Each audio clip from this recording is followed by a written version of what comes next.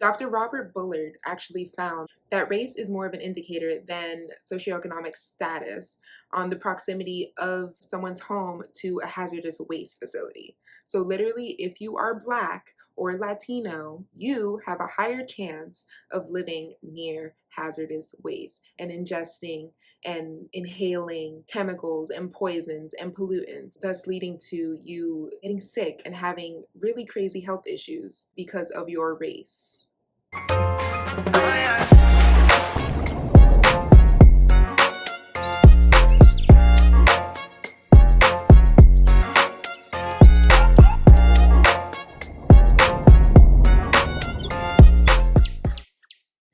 Hello everyone, my name is Faith Morgan and welcome to my YouTube channel. Today's video is about a phenomenon that's become really popular over the last couple of years. It's intersectional environmentalism. Now, with everything that's going on in the world, I thought this topic would be really relevant because most people don't know that there is a correlation between race and the environment. According to the founder of the movement, Leah Thomas, intersectional environmentalism is the inclusive version of environmentalism that advocates for both the protection of the people and the planet. It brings these injustices to the forefront without minimizing social inequality. Me, being the scientist that I am, I have a bunch of facts and a bunch of examples of this phenomenon and how it's impacting communities around me. Environmental racism.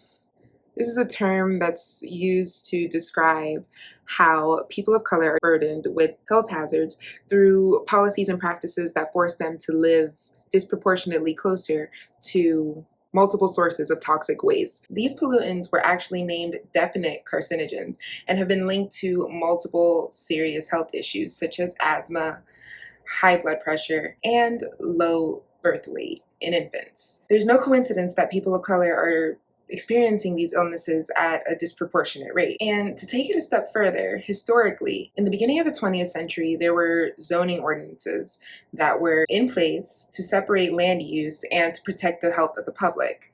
Now, affluent white communities, they were placed in areas that could accommodate them and make sure they had nice homes in non-toxic areas, while the marginalized communities were left to suffer with the scraps. And in the unwanted land, which were closer to waste facilities and had literal highways cut right through their communities. In Miami, specifically in areas such as Little Haiti, Little Havana, Alapata, Overtown, Liberty City, they're all marginalized communities. And there's a phenomenon going on there called climate gentrification. And let me explain that a little bit better. Here in Miami, we are surrounded by beaches. We are right on the coast. As many of you may know, sea levels are starting to rise. So property managers and people in that realm are kind of freaking out a bit because all these beachfront properties are in serious danger of being taken out by the water and no longer having any value. Harvard University's Jesse Keenan found in a study that low elevation single family homes in Miami are gaining value a lot slower than their higher elevation counterparts, which means that these places in lower elevations that were once deemed the most favorable aren't anymore. So people are moving away from the coast. But who lives in these areas? Who are we displacing because of changes in the environment? Who is it affecting the most? And it's not just here in Florida. In California, all of the level 1 hazardous waste facilities are located in communities that are greater than 2/3 African American and Latino. Also, the country's largest hazardous waste facility is located in a community in Alabama that is 95% African American. And this is the killer. Literally. There's a place in Louisiana called Cancer Alley, and it's a 85-mile stretch where there's 50 industrial plants. It's called Cancer Alley because of the high incidence and number of cases of cancer and other unexplained illnesses that the residents are plagued with. And as you probably guessed it, the surrounding community is 78% people of color. And don't even get me started on Flint. That's like the prime example of environmental racism. If that was a white community, they would have had clean water almost immediately. Probably never would have had a problem. This was literally mainly an issue because most of the residents in that community were Black. So no one cared to give them clean water, which is insane. Need I go on?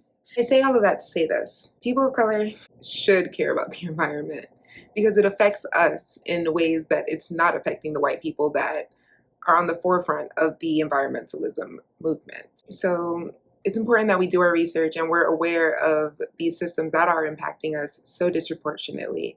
Just making these changes in your life that can affect your kids and future generations and everyone around you in the long run. Climate change is real, it's affecting us. Knowledge is power, and if we know more about the systems that are affecting us, we can do things to change it. Now, I'm not saying go become an environmental activist like today, but just learn about the things that are in your community and affecting your community, and learn about why things are happening the way they are. When you go to vote in the upcoming election, you need to be voting for people that actually care and think that climate change is real. You need to be voting for people that are addressing these issues that are affecting our communities and plan to do something about it. And there's literal history of excluding people of color from many ecological movements, but that's a topic for a different day. That's why I do what I do. That's why it's so important for me to be knowledgeable about all these things and try to make a change in any way that I can. And the change that I'm trying to make now is just informing people until, I'm in a position where I can actually do something about it. But I just want you guys to stay informed, and I just want you guys to do your research on these things because it's real. There's so many things that are against us in this country. So, as always, have faith in nature. Bye-bye.